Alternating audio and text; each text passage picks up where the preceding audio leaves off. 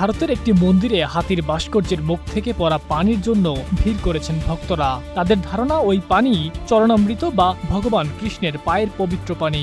তবে আসলে ওই পানি বের হচ্ছে এসি থেকে। ভারতের উত্তরপ্রদেশের মথুরা জেলার বৃন্দাবনে অবস্থিত বিখ্যাত বাকে বিহার মন্দিরে এই চাঞ্চল্যকর ঘটনাটি ঘটে।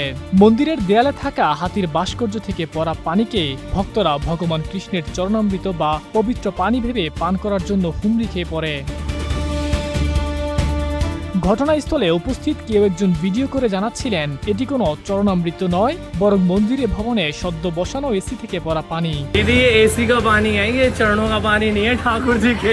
এমনকি অনেক নিষেধ করা সত্ত্বেও ভক্তরা তা শোনেননি।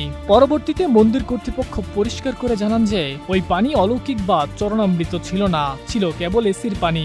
এই ভিডিও 2024 সালে সোশ্যাল মিডিয়ায় ব্যাপকভাবে ছড়িয়ে পড়ে। ঘটনাটি নিয়ে ইন্টারনেট দুনিয়ায় অন্ধবিশ্বাস ও যুক্তির মধ্যে বিতর্ক তৈরি হয়েছিল চরমভাবে।